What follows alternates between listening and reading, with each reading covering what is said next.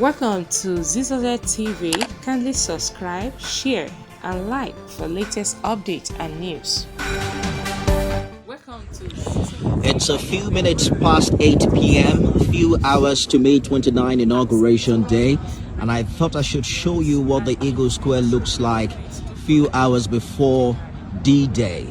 Well, I'm standing right on the parade ground, and you can see the finishing touches are being made to the venue. Security here is watertight.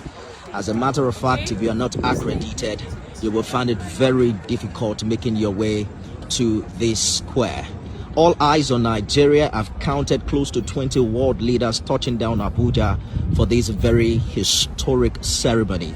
The 16th president of the Federal Republic of Nigeria, Bola Ahmed Tinubu, will take the oath of office. It's somewhere here. Let me try to zoom in for you. This is the VIP pavilion, where all the presidents who are attending this ceremony will be seated, and the president-elect will be taking his oath of office somewhere here. Nifemi Oguntoye reporting live from Eagle Square, Abuja. See you tomorrow.